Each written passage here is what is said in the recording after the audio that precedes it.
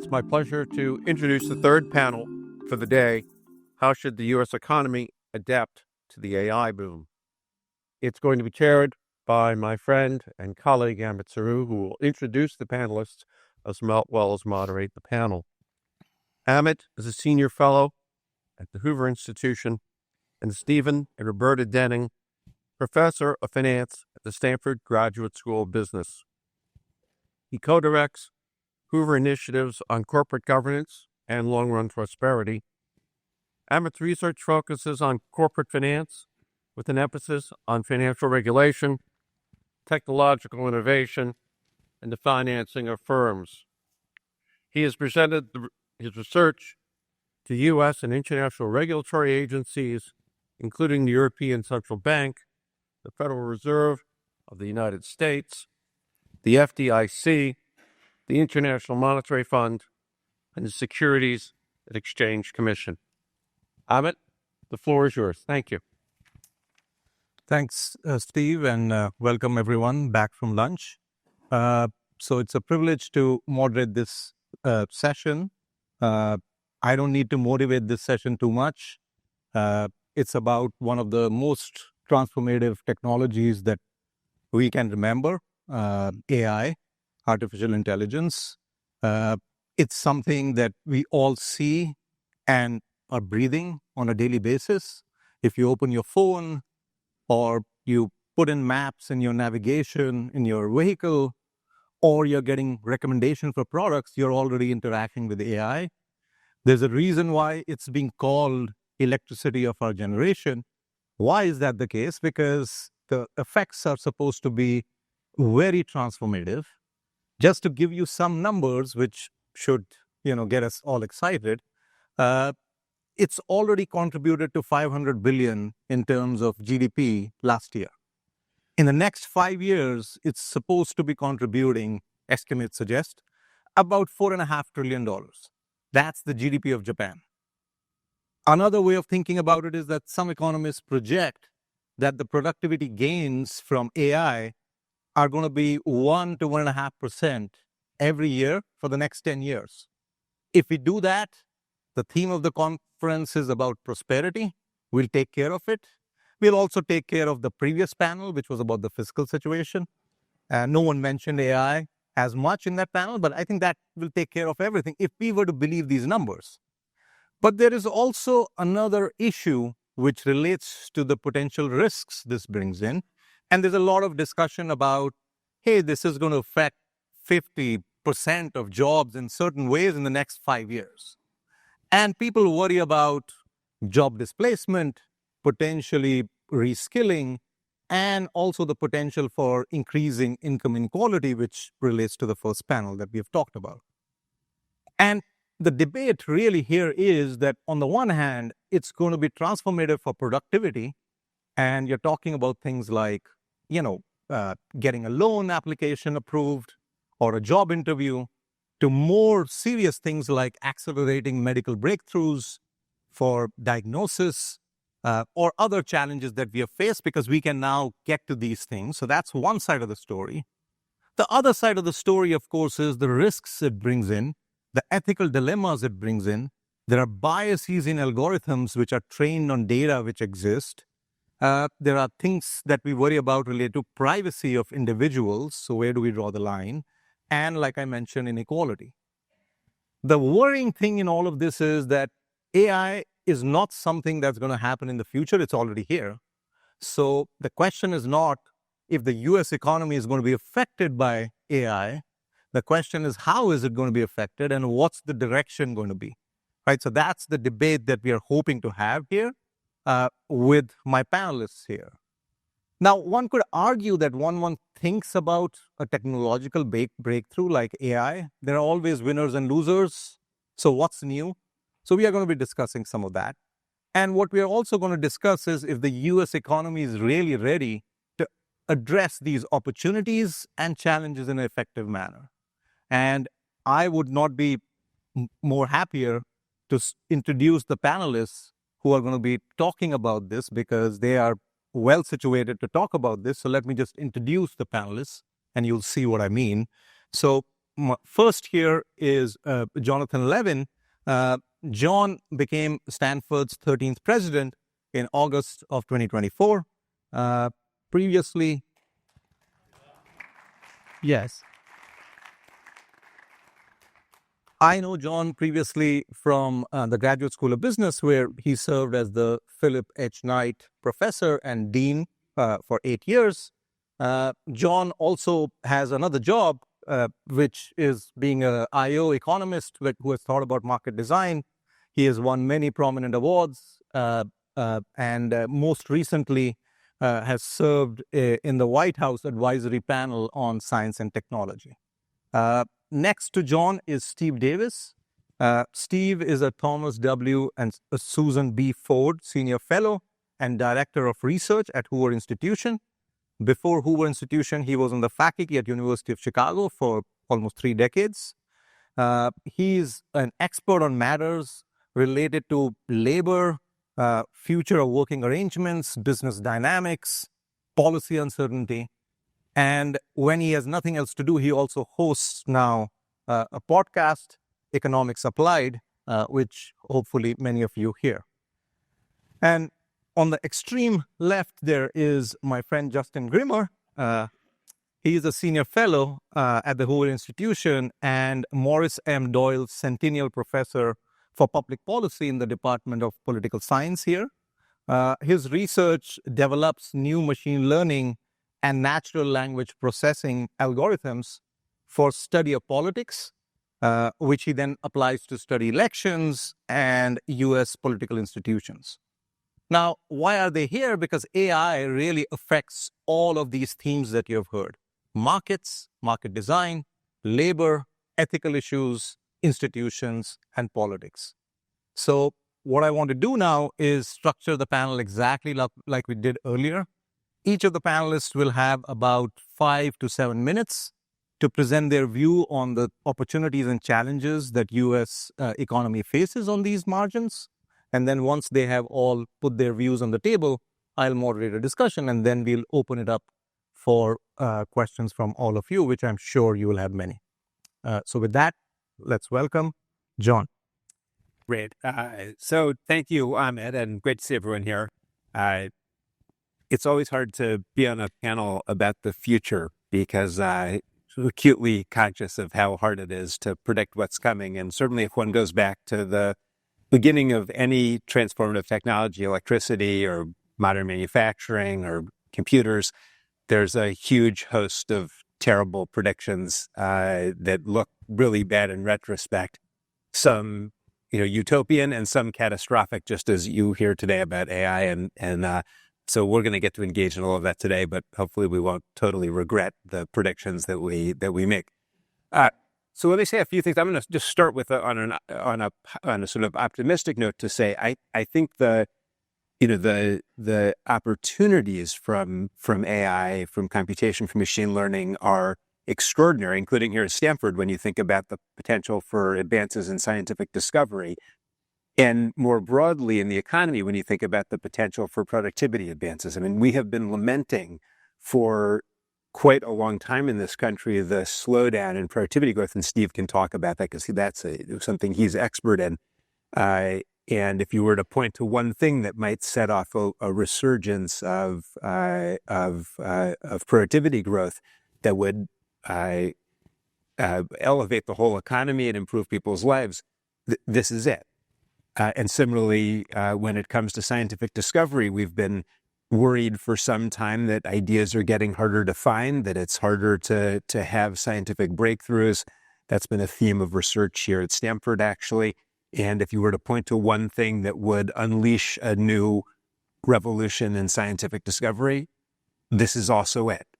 And so those opportunities are extraordinary. We shouldn't lose sight of them in all of the concerns that people have about the effects of that and how rapidly it might affect the economy. Let me say a few things about the topic. We're trying to talk about challenges facing the U.S. economy. So let me say a few things about the economic impacts. Steve is going to talk in a minute about the labor market effects, which are important, and I'm sure we'll get into that discussion. I want to observe also that, as Ahmed already mentioned, AI is triggering an enormous investment boom. I mean, just today, OpenAI announced they would invest $100 billion in the next year or so in data centers and maybe $500 billion in the coming years. The Goldman Sachs estimates there'll be about $1 trillion in investment. That's a big number, actually. I mean, the U.S. private investment on an annual basis is only about $4 or $5 trillion. So this is a huge, huge amount of money going into to building infrastructure for this technology. And why are they doing it? They're doing it because it's a race to basically get ahead. And some of that comes down to the market structure is uncertain. So let me just say a few things about that, because I think there's a very interesting set of economic questions about who will control the technology, who will emerge as winners from the technology. We don't have the answers, but this is a very interesting set of questions. So here's just an observation to start with.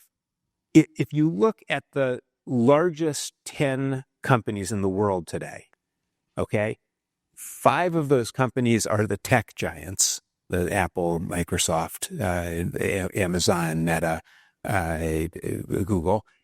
3 of them are chip companies, Broadcom, TSMC, which produces the chips, and NVIDIA, which makes the AI chips. And then the other 2 are Tesla, which many people would think of as a big AI company, and Saudi Aramco, which, by the way, stands to benefit from an increase in energy consumption, which is going to come with all this data center investment. These companies are enormous. They are, NVIDIA is about its market cap is about 12% of US GDP as of this morning. That is much bigger than the largest companies have been at any point in U.S. history. Even in the 1920s, after the rise of the giant Standard Oils and manufacturing companies, those companies, their market cap was probably less than 1% of U.S. GDP. In the 1950s, General Motors, biggest company, 1% of U.S. GDP. Even in the 90s, when you had companies like Microsoft that were global, at 5% of U.S. GDP. So these are huge companies. So the market does think there's going to be huge, huge winners from the future technology. And that does raise a bunch of interesting questions. And let me just very quickly, I'll point to 3, and then I'm going to turn to my fellow panelists. One of them is traditional concerns about economic market power. That is pricing, the effect on innovation, and so forth. Lots has been said about that. A second is political power. That is the relationship, the tendency of government to want to coerce the largest firms, and the tendency of the largest firms to try to want to influence government. It's not really a surprise who was sitting behind the president in the rotunda yesterday in Washington. It was the representatives of the companies I just mentioned. And then the third, which I think is a little different and probably the least studied in the social sciences, although there's some work here at Stanford on it, is basically market power of people's attention and information flow. And that, to me, is actually a very interesting issue. And one of the reasons I think that's an interesting issue is, even if you take something from recent years like internet search, which was very, very concentrated, Google had a huge position, has still a huge position in internet search. They were surfacing navigational links to people. And in the future, and even today, 50% of the searches already do this, they're just giving answers. They're just telling people, here's the answer to your question. And maybe it'll be 90% in the future. And that, to me, raises a whole interesting set of questions about, who is it who will get to decide what type of information is provided to people, gives them the answers to things, particularly when those are not factual questions, but they're questions about how should I think about a particular topic and so forth. And I think, I don't think that's a call for regulation, actually, but I do think that's a call for a lot of thought. Hopefully some of it will happen here at Stanford, because it's a hugely important topic. I'm going to turn it over to Steve for the... Okay, thank you. I want to thank the organizers for putting me on this panel rather than the one before lunch. It's much easier to be upbeat and sketch an optimistic future under this topic, and that's largely what I'm going to do. So you've already heard from John that one of the exciting things about AI is its potential to accelerate the innovation process. We already have some clear examples of that in the case of protein folding and materials discovery, where it's kind of well documented how that can happen. And then back to something that Amit said, there are several credible studies that have concluded, just based on the more mundane applications of AI tools to things like software coding, materials document editing, and the like, these kind of things that are already very much a part of the everyday work life for some of us, that these can add 1 to 1.5 percentage points per year to labor productivity growth over the next decade. That's an enormous blessing, okay? And I think it's an enormous blessing. It's an enormous opportunity. We want to make sure that we take advantage of that. One thing I worry about is that the scope for misguided regulations and lack of clarity around property rights and liability risks in the legal sphere can both slow these breakthroughs, but also stymie their commercial applications. So that is also a growth industry of sorts. People trying to consult on how to secure property rights, clarify property rights, protect themselves from the possibility that you develop some AI tool that gives wrong or politically inappropriate answers, and you're then subject to lawsuits. So I think there's a real need to clarify property rights and liability risks. Okay, that's kind of one policy prescription. There's good reasons to foster basic research in AI, as there is in other areas. But beyond that, my primary stance towards policy around AI, I think, should be first, do no harm. Okay? It's easy, and academics are very good at envisioning potential bad paths that technologies might go down, including AI, and then imagining we have to undertake lots of preventative steps to head that off. I'm not in favor of that approach. I have close to zero confidence in the ability of my esteemed colleagues to predict exactly how AI will play out. It may well play out in some ways that create problems, and I think if it does, we should address those ex post. And here I'm speaking about the economic sphere. And I just want to digress for a minute and pick up, it's somewhat related to something John said.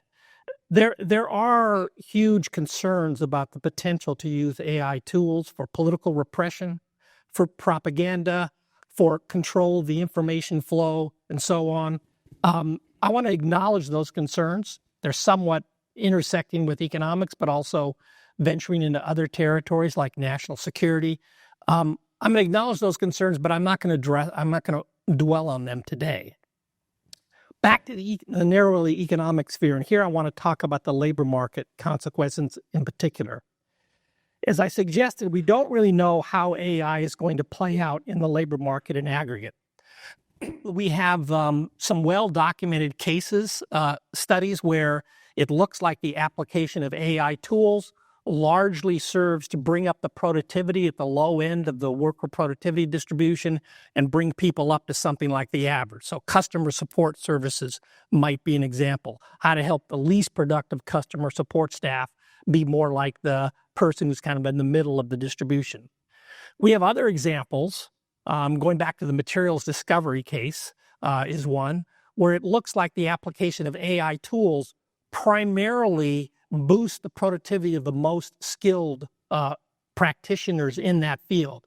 And in the case of materials discovery, the AI tools can throw up all of these suggestions, and then somebody's got to sort the good from the bad, and it appears that it's the highly skilled, highly experienced scientists who are most able to do that. So it's too soon to say whether on net the application of AI technologies are going to compress the productivity in the wage distribution or expand it. Now, based on previous experience with so-called general purpose or broad application technologies like AI, it's reasonable to conclude that the rollout of AI technologies in the world of work will happen gradually over many, many years, despite the many examples you can point to of particularly potent applications in certain settings. Why is that? Well, there are adoption costs. There are the regulatory barriers that I alluded to earlier. There's the need for people to learn how to use these tools effectively. There's adaptation challenges within organizations, and there's a slow reallocation of labor and capital in response to new opportunities. That's how it played out with steam power. That's how it played out with electric power. That's how it played out with the microprocessor. And I think it's most likely to play out that way in the AI space as well. But suppose I'm wrong. Suppose I'm wrong that there really is a tremendous disruption and transformation in the labor market in the next 5 or 10 years.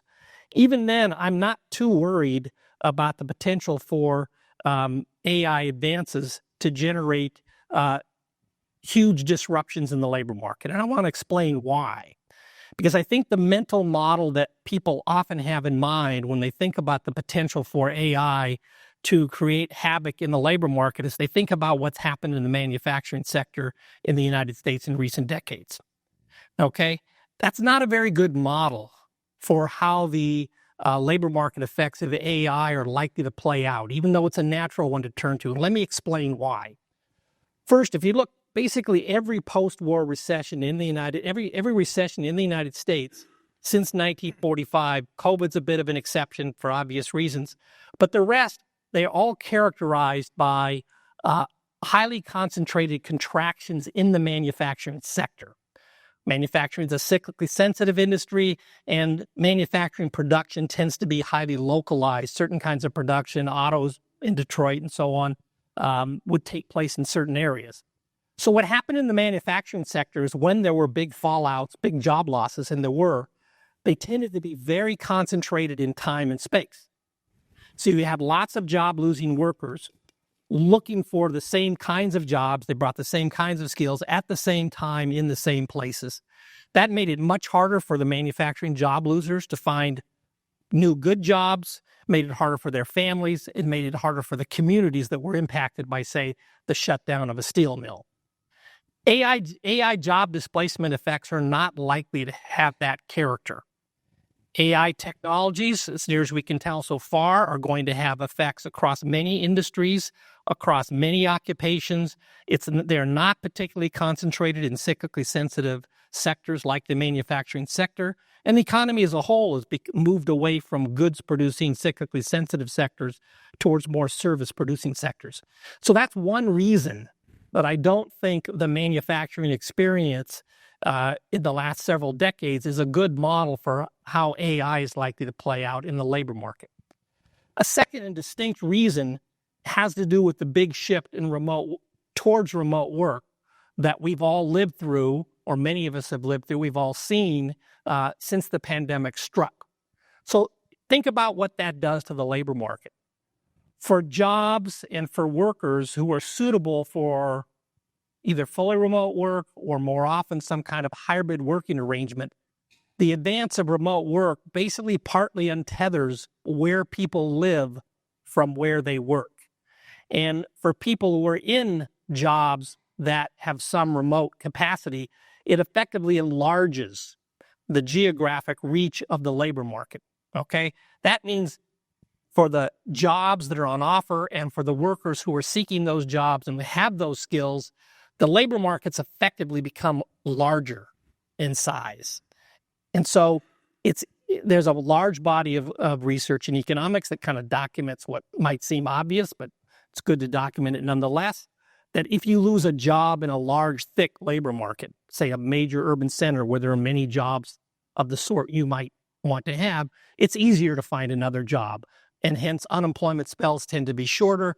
Earnings losses tend to be smaller for those people. Well, we've moved in that direction in the economy as a whole, and especially in many of the AI-exposed jobs, they are also often, think about IT sector jobs, finance sector jobs, and so on, business services, scientific activities. They lend themselves often to some hybrid working arrangement, if not a fully remote working arrangement. One last point on this.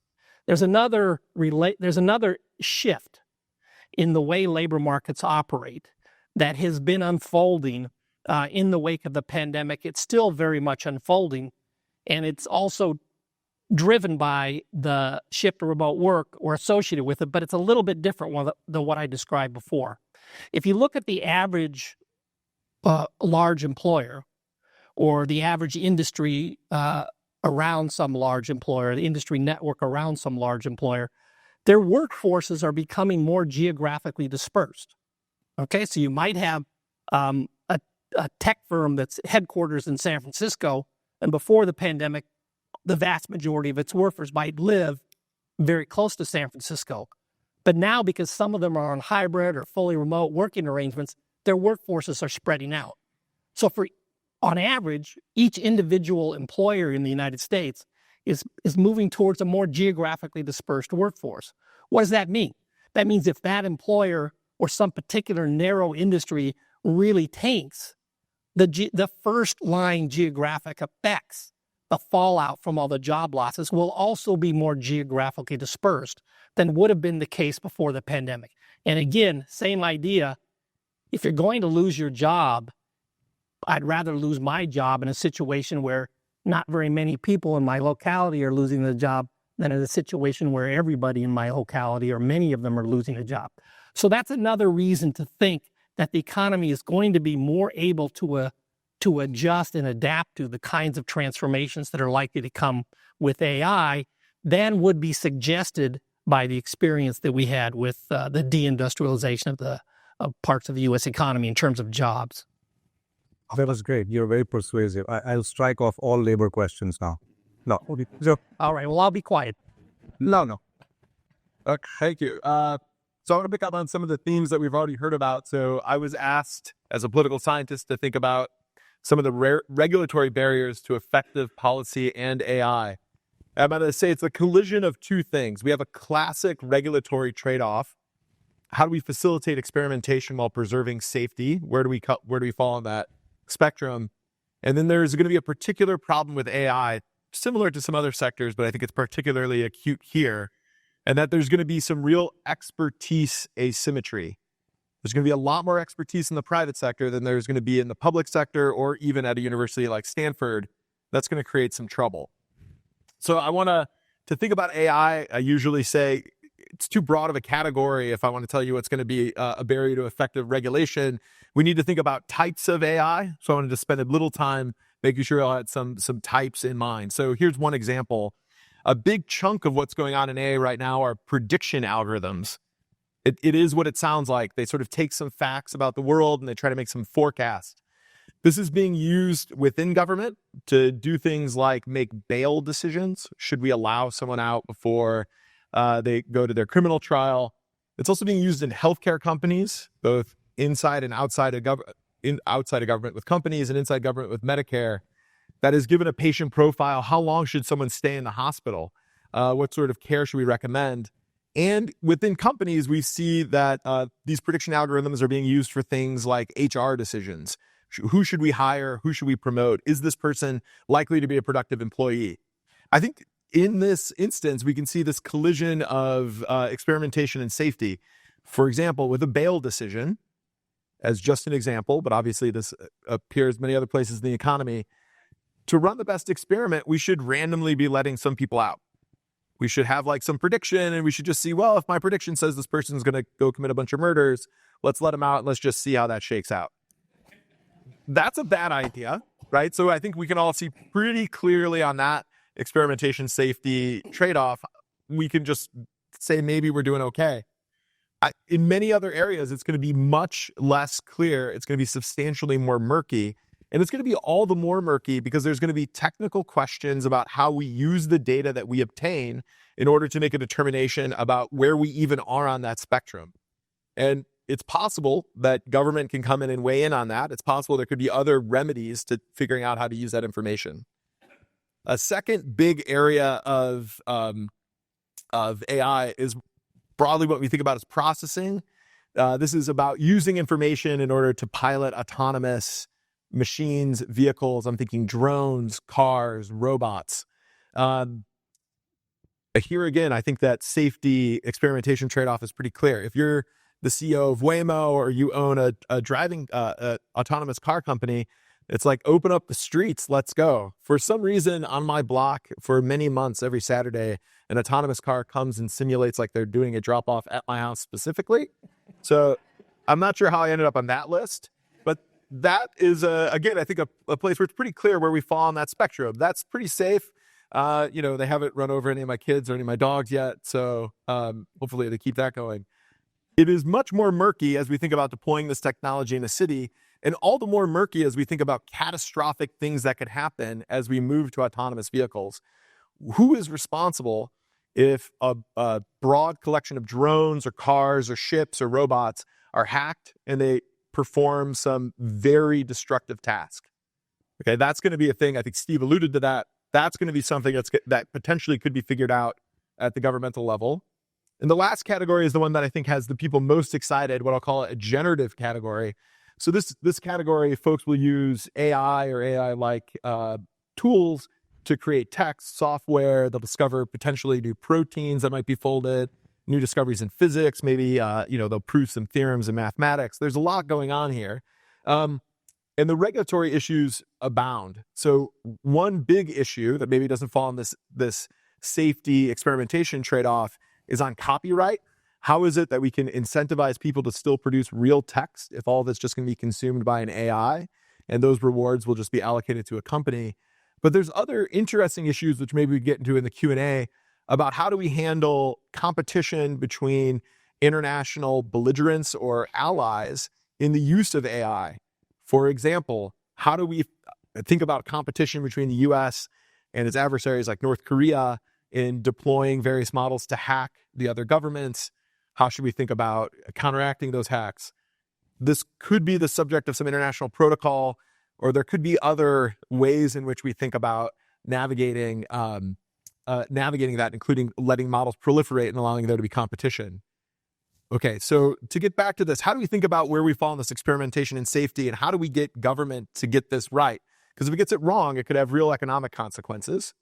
At the moment, I think we have to solve the asymmetry. The asymmetry is tech companies, OpenAI, have a lot more money to hire the very best people, and they have a lot more resources in order to hire those people. So that's one big problem. We have to figure out how government can hire the very best people. But there's going to be a second problem that's a bit more of a type problem. And to give you a sense of this problem, I want to relay a conversation I had with one of my colleagues the other day. We just saw a truly excellent presentation about privacy. And it was a negative take, though. The person was very negative about the current state of privacy in the United States.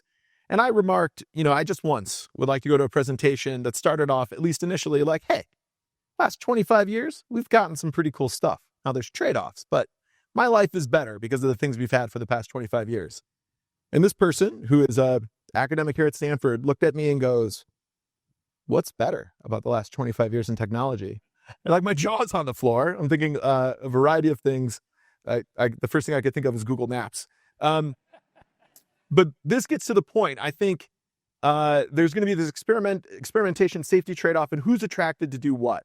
So if you want to make AI do things, I think there's an attraction to go into the private sector and build those tools and see them be deployed. And you may not think about safety enough. And certainly it's going to be hard for you to internalize those collective costs. On the other hand, there are a lot of people who don't know much about how to build, but feel like they know a lot about how to regulate and promote safety, even if they don't have a lot of evidence for that safety. And they're exactly the kind of person who could be attracted to those government jobs. And we really need to figure out how to solve that sorting problem in order to create effective AI policy. Did anybody want to respond to anything you heard? Can I pick up on two aspects of one of Justin's examples, which I found quite helpful thinking about the Waymo example?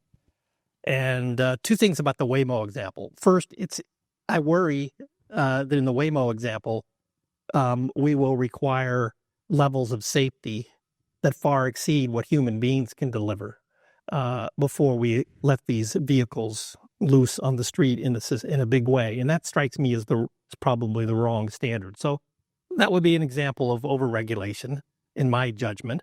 But you also mentioned, I think, what is a huge issue where there is a vital role for policy, which is the scope for nefarious actors, whether it's other countries or terrorists or whatever, to hack, say, the system that guides Waymo vehicles and instructs them in some way to start behaving dangerously or something like that.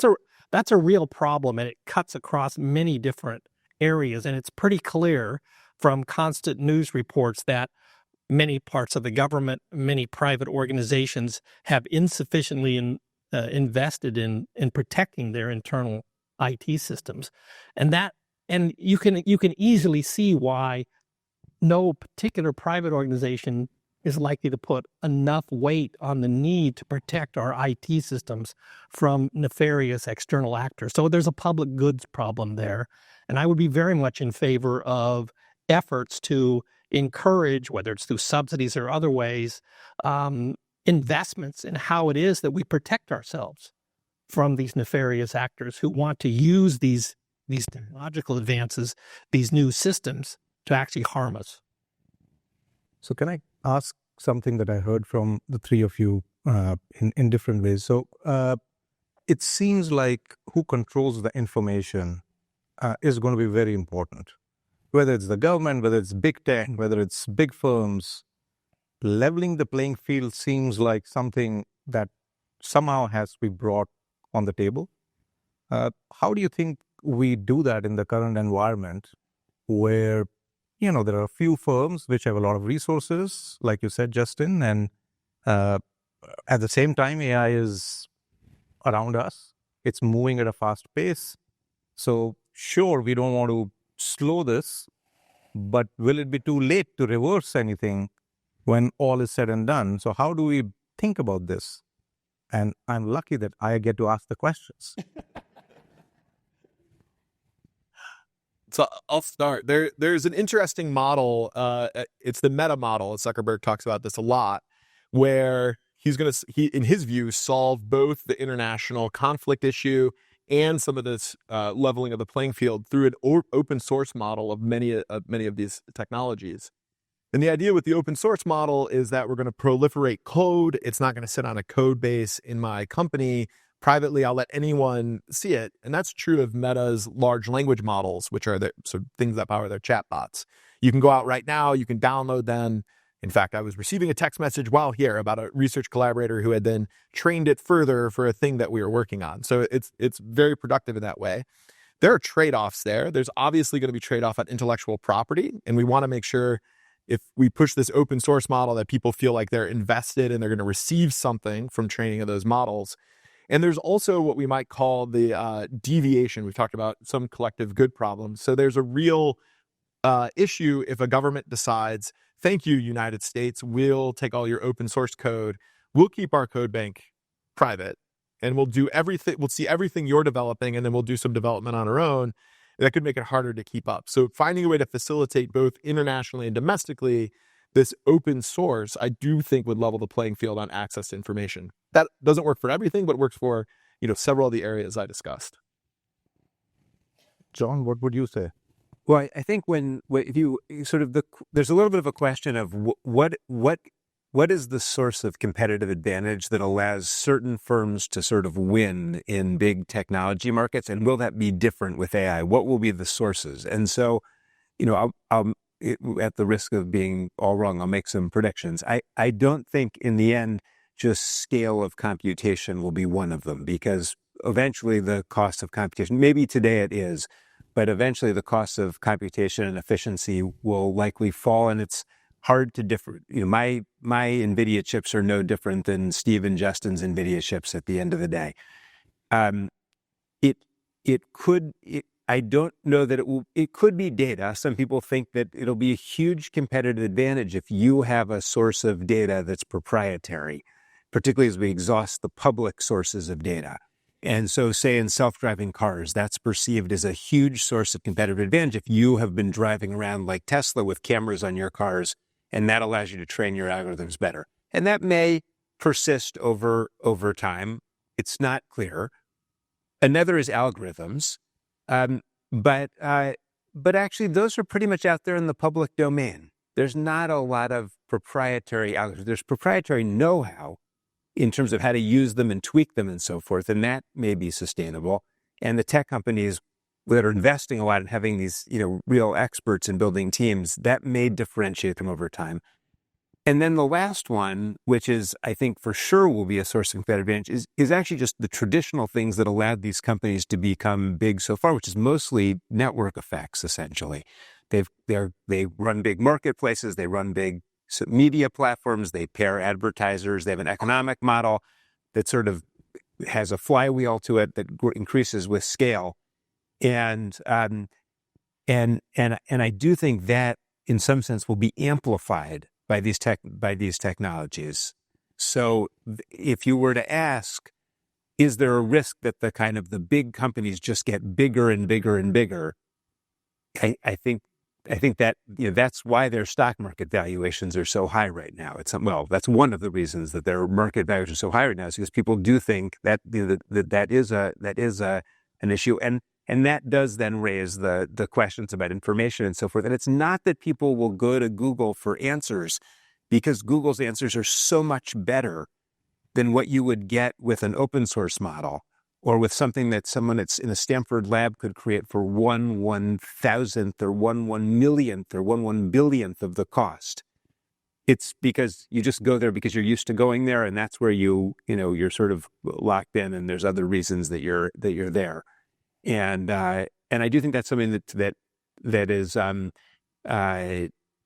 that we should be incredibly thoughtful about, because it is that is a huge amount of influence in some sense in the hands of a small set of platforms. Yeah, I share the views John just articulated, but I'm also struck by the following. There's no doubt these network effects are tremendously powerful in many platforms. But I actually worked on Microsoft's behalf in the consulting on the remedies phase of the government's case in the late 90s. And if I look back to that time, what was the fear? That Microsoft was going to use some combination of Windows operating system and Internet Explorer to dominate the future path of technological advance. And, well, I don't know, maybe some people in this room don't even know what Internet Explorer is. So that didn't pan out. And then I think about, well, there was a time when Facebook just seemed to be so dominant. And now we were talking about this at dinner last night. At least the younger hip folks know that Facebook is old news and there's newer things. And despite the importance of these network effects on platforms, new platforms are coming out all the time. So there's something about a vibrant market system which, despite the power of these network effects, still allows for competition. I think we want to facilitate that where possible. And it kind of takes me back to the position, if we did get to a point where some single or small collection of firms had such a dominant control of something that seemed vital to our security, to our lives, to the economy, that ex post we do something. I mean, that's sort of what we did with Standard Oil, I think, rightly or wrongly a long time ago. It's, I think, what many people saw themselves doing with respect to Microsoft in the 90s, but looking back to me, it seems like it was a tremendous government effort for something that wasn't really such a worry after all. So I would, again, just take a little bit of a cautious wait and see approach, and ex post, if things really work out in a way that's alarming, then yes, we need to take some policy response. I agree with that as well. Can I ask another thing, which is again related to some of the things that I heard, both for policymakers, regulators, but also public, because things are happening so fast and coming from so many directions, there is potential to be fearful or be misinformed. In case of regulators, like you said, Justin, they don't even have resources to keep up with all the changes. So is there a role for education or awareness on all of these issues which gets us there more effectively? How do you all think about this? I knew I would get you. I think that was directed. Oh, good. Yeah, I'm happy to start. So I think the first order, before we start thinking about whether we can educate the public to correctly consume AI or to offer best practices where these things are deployed, if we're thinking regulation, would be correcting this imbalance like I discussed. So thinking through how to get regulators who understand even the basics of the technology in place so they can work with the companies and speak a common language. I think that's a first order. thinking about like how the public can use this and how they perceive this. This is obviously a big literature in fairness, sort of thinking about what we even define as fair. I'd say two things about that. So first, when describing these algorithms to the public, there's a tendency to look for the cheap click or the cheap headline or the cheap academic article, which is to say bail algorithms are biased. But Steve alluded to this with Waymo. You don't compare institutions in an absolute sense. It's not interesting that bail algorithms are biased. It's interesting. The policy question is, are bail algorithms more biased than a human? And how much more biased or in what direction?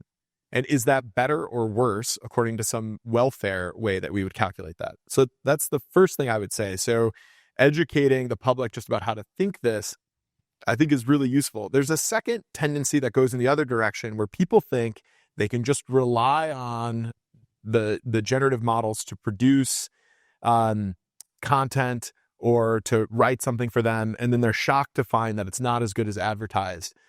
So I've documented an instance where an election wasn't certified because someone erroneously said they had evidence of voter fraud because ChatGPT screwed up the analysis.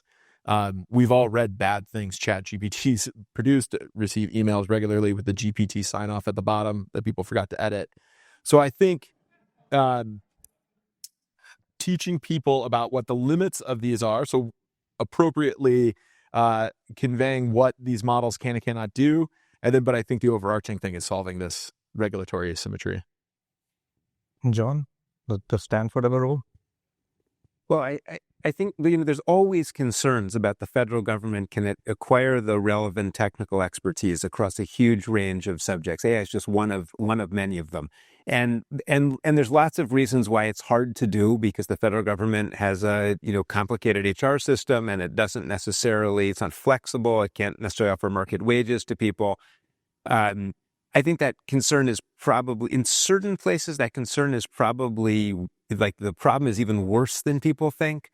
Like in certain parts of the military, you really would like to have top cyber people. Can the government really go get top cyber people in national security, both for offensive? It's hard to know because it's all classified, but it does seem potentially hard to get the very best computer science graduates out of Stanford to come work in national security and work on cyber. And in many cases, I think it's much less, actually, because so much of the public regulation is openly debated and there can be expertise and so forth. And, do you need to be able to code up an LLM to be able to have an opinion on sort of how OpenAI works and so forth? Not necessarily. You need to be able to ask good questions and know who to consult and tell a good answer from a bad answer and so forth. But you don't necessarily need, deep technical expertise for a lot of problems. Having said that, I do think there are some things that the federal government could do very simply that would enable more access to technical leadership. One thing the federal government historically has done, but not nearly as much as they could, is to, for example, bring people out of universities into government and to work there, not on a long, not forever, but on a short-term basis. And people do that. We've had lots of people here at Stanford, including the director of the Hoover Institution, who's been in government multiple times. And but there's ways that one could make that far more flexible. For example, like you could do it remotely. One of the barriers to having people go to work in government is you got to move your family to DC for a year. You don't need to. Well, now, as of this morning, you'd need to do it in DC, but as of yesterday, you didn't. And you could imagine somewhat more flexible arrangements that would allow the government to make use of people from industry. And you see the current administration doing that a little bit. Make use of people from industry, make use of people from academics. If you feel there's a big dearth of knowledge, I think that just takes a little creative thinking. And actually, from a university perspective, it's a fabulous thing. It's a great, great thing if you're a professor at a university and you've got an expertise in something the government's looking at, to get the chance to go for a year or 6 months and to help formulate policy, advise on policies. So it would actually be a good thing for universities as well as for the federal government to try to have more of a scientific policy interface.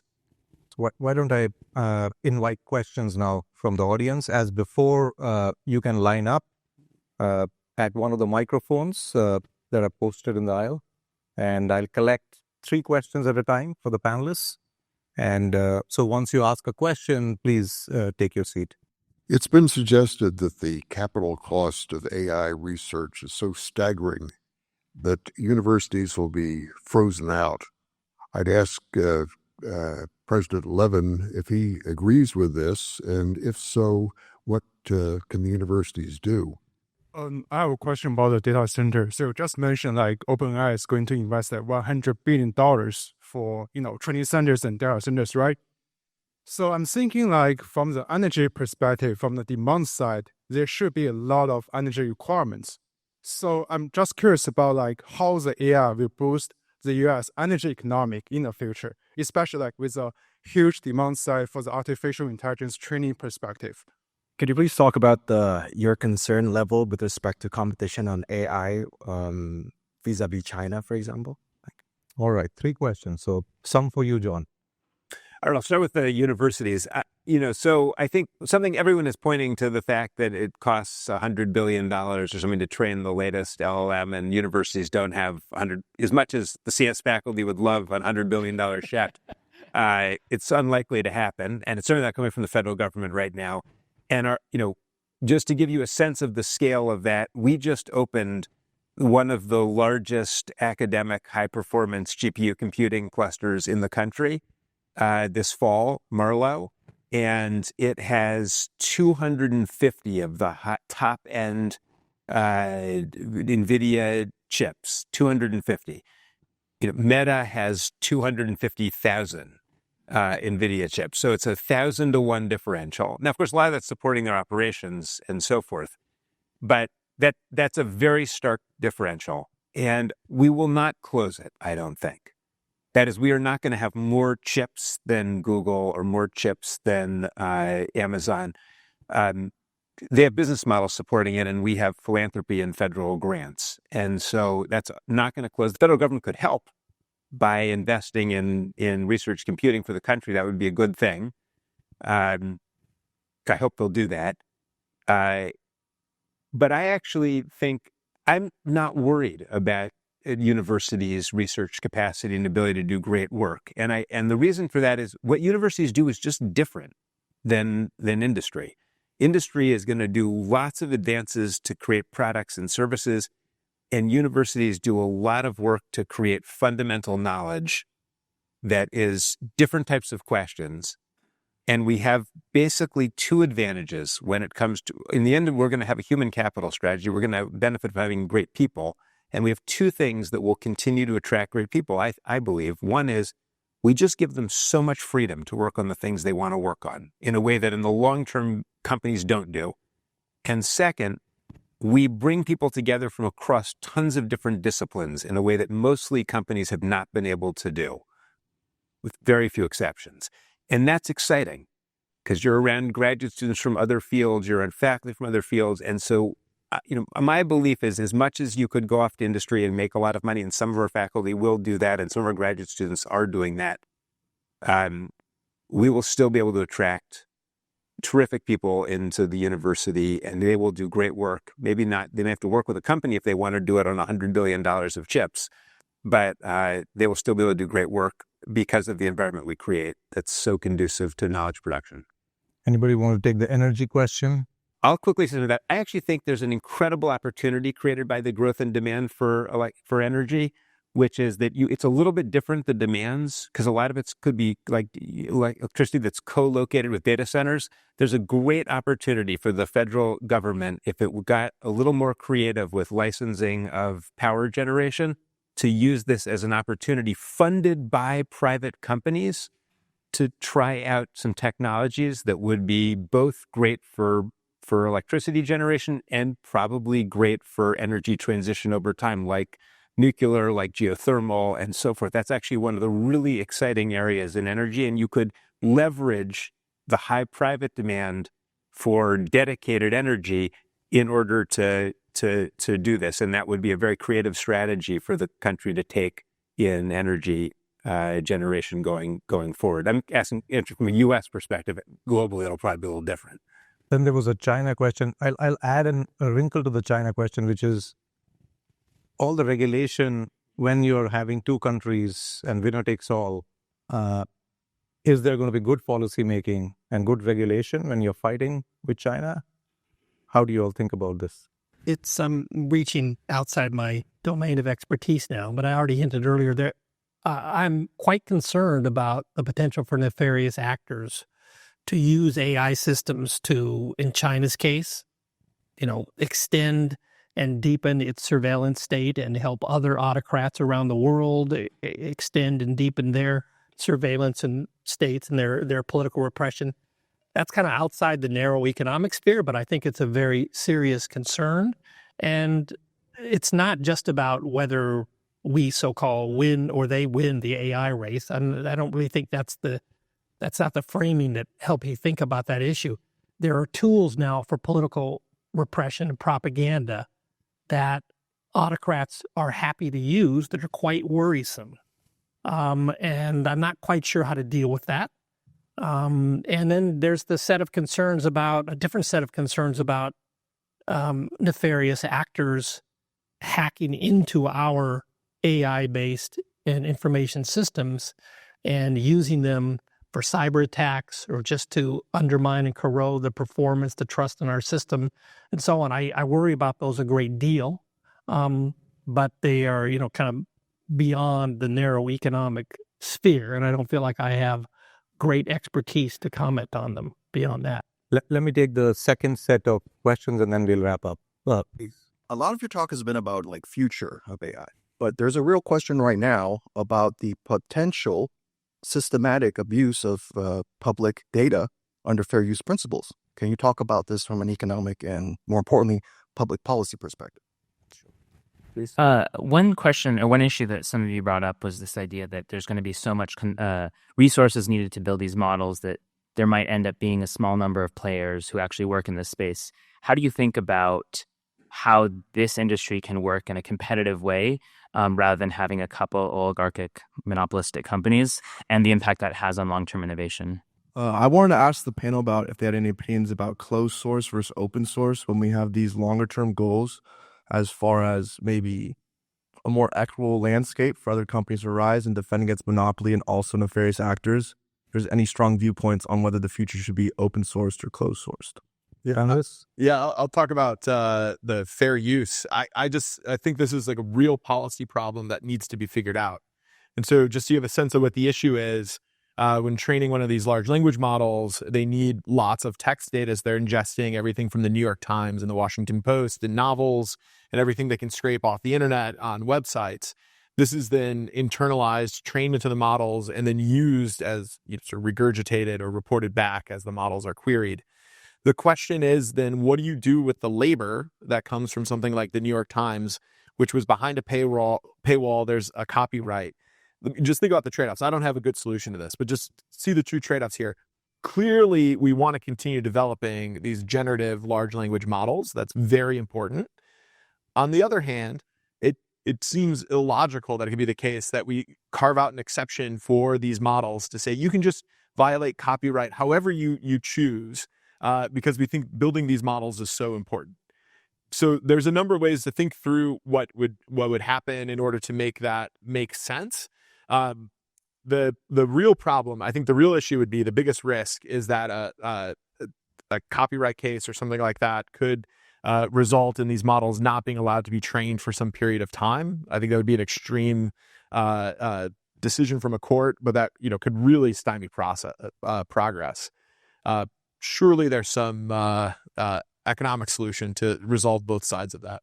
Well, this is back to some things I was saying earlier. We know that clarity over property rights is essential. Yeah. Okay. Now, there's still the issue of how you assign the property rights, which has distributional consequences, and in a world in which it's costly to transact, can also affect the efficiency with which this underlying, say, data source is used. So we need to think through those. It looks like this is playing out in the courts now, and some, at least with respect to major newspapers. And you're right, it would be good to settle these things expeditiously. And setting the distributional concerns aside, coming to some clear regime about this and what would be appropriate compensation when Google or whoever is tapping the New York Times archive. We need a solution. We need an answer to these. And in some sense, it's at least as important to get a clear answer than to get a particular answer.